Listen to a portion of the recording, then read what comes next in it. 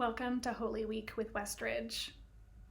Have you ever wondered about the word Maundy and Maundy Thursday? When I was a kid, I thought Maundy was actually Monday, so people were saying Monday, Thursday, and I would always think that makes no sense. But it comes from a Latin word meaning command, referring to when Jesus tells his disciples, "A new command I give you, love one another. As I have loved you, so you must love one another. By this, everyone will know that you are my disciples, if you love one another." He says this during the Last Supper, right before he washes his disciples' feet on the Thursday before Easter. For some people, Jesus washing his disciples' feet is just a Bible story. But many churches actually have a tradition of doing a foot washing service on Maundy Thursday. Now, if you didn't grow up Mennonite like me, or haven't participated in a foot washing service, you may be weirded out by the thought. And I think there's a really good reason for feeling discomfort at the thought of giving and receiving foot washing with your fellow church members. But I think the discomfort is kind of the point. I want to use this story of foot washing at the Last Supper and those visceral feelings we have in response to it to guide us in a time of prayer and reflection on what it means to accept Jesus' love and forgiveness, and then how to show love to those around us, particularly in a time where we feel out of control. So let us enter into a time of reflection.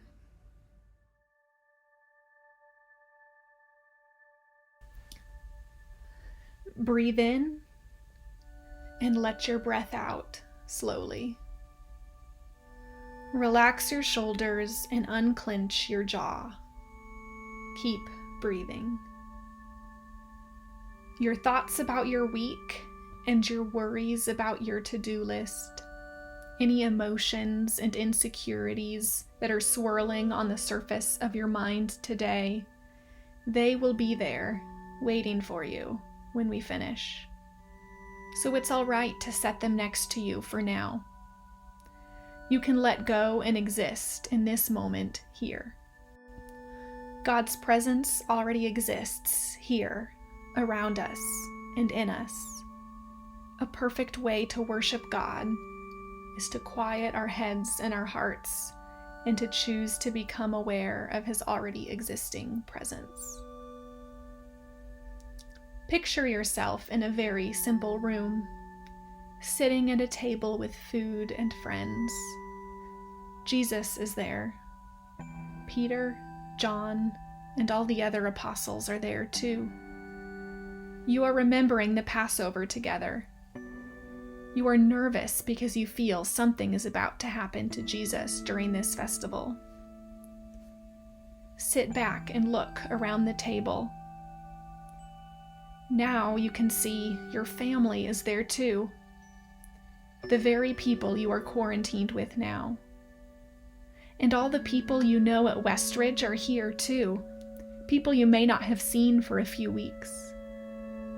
How does it feel to be with friends, feeling these mixed emotions?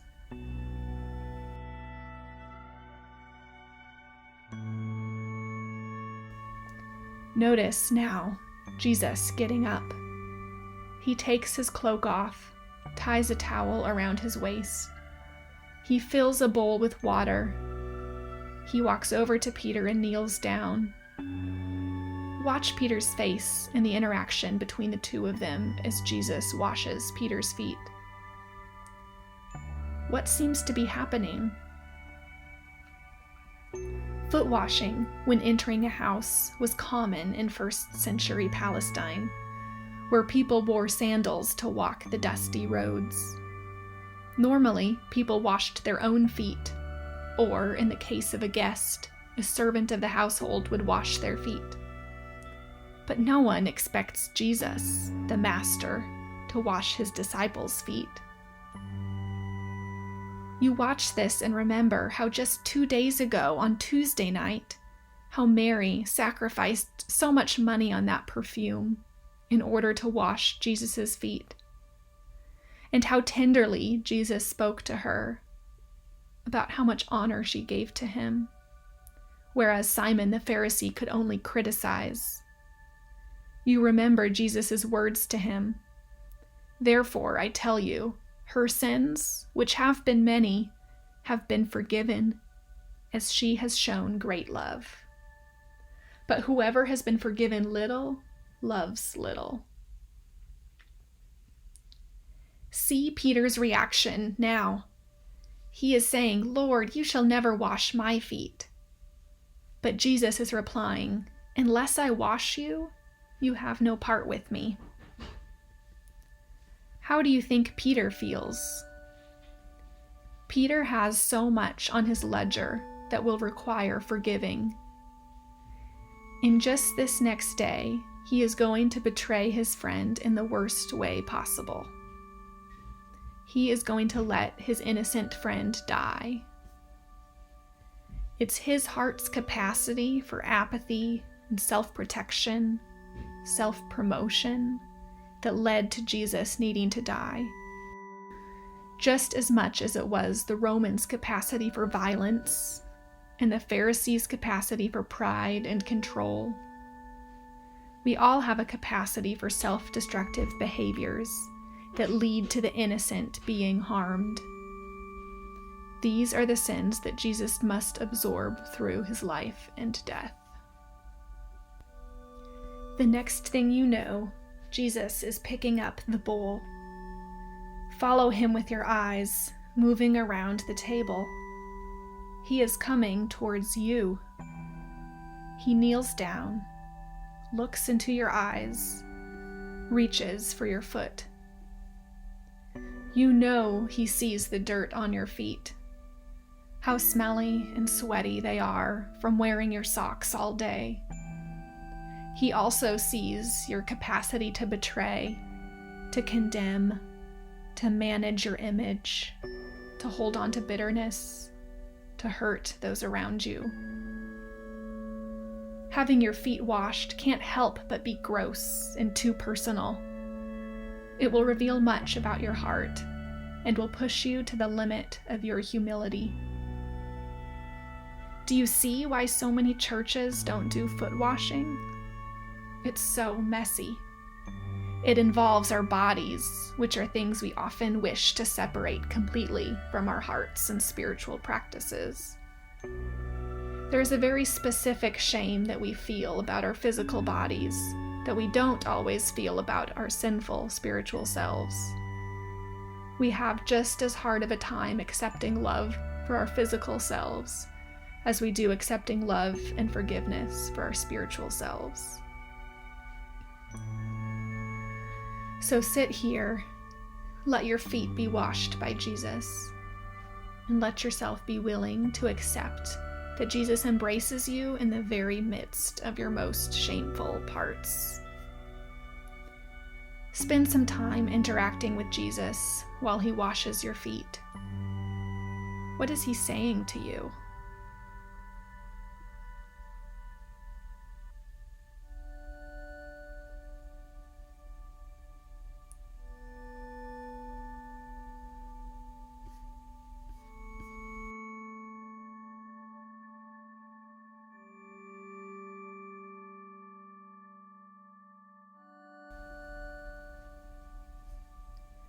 Jesus stands up in front of you.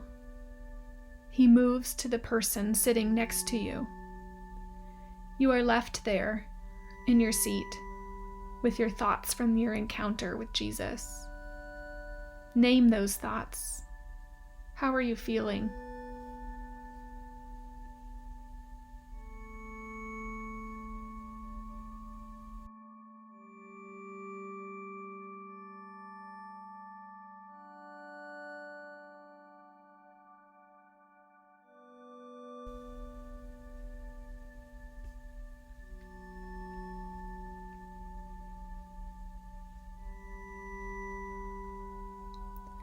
Next, listen to Jesus say, "Do you understand what I have done for you?" He asked them. "You call me teacher and Lord, and rightly so, for that is what I am. Now that I, your Lord and teacher, have washed your feet, you also should wash one another's feet. I have set you an example that you should do as I have done for you.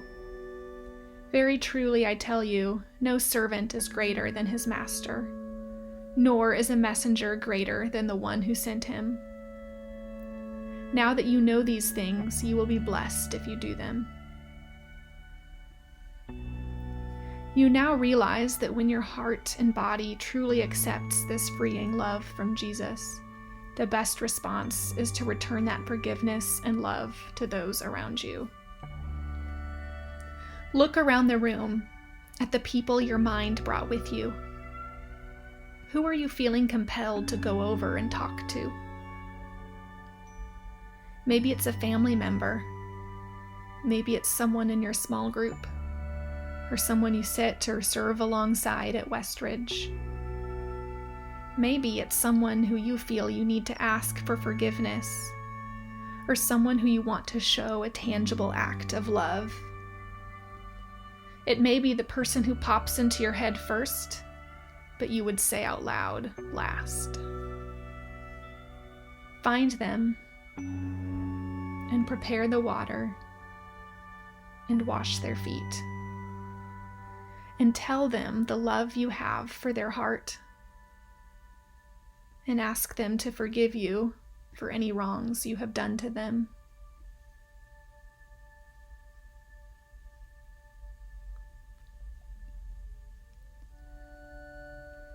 Think of a way you could show them that love or ask for their forgiveness this week.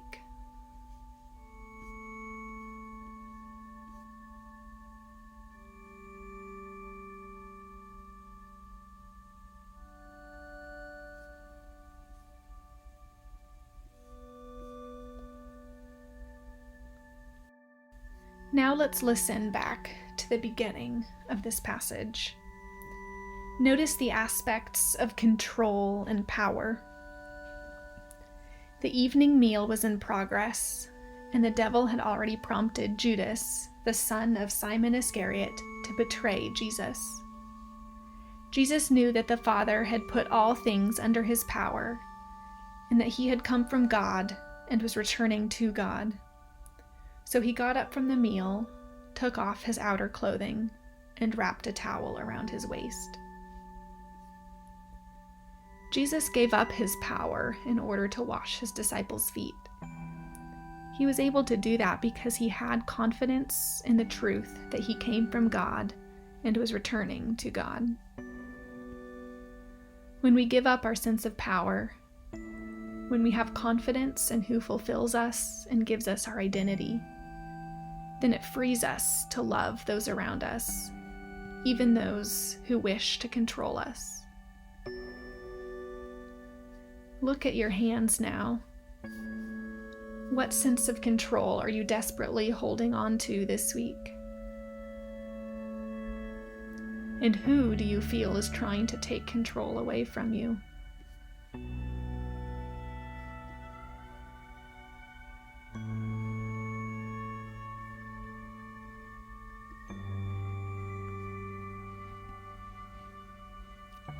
Think about some ways to connect to the love of Christ in order to release control over things you have no power over.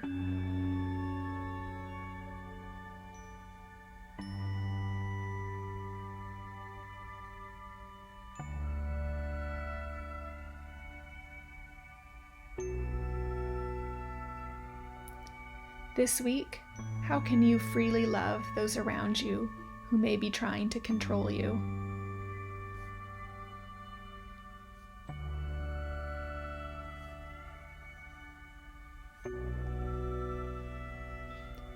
Now listen again to Jesus' response to Peter. "Unless I wash you, you have no part with me." "Then, Lord," Simon Peter replied, "not just my feet, but my hands and my head as well." Jesus answered, "Those who have had a bath need only to wash their feet. Their whole body is already clean." Remind yourself now that you are already clean.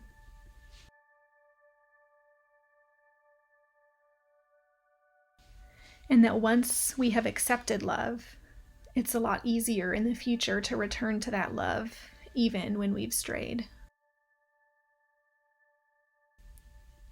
But we will always have a continual need for cleansing, a need to accept love from God, a need to accept love from others, and a need to give love to others.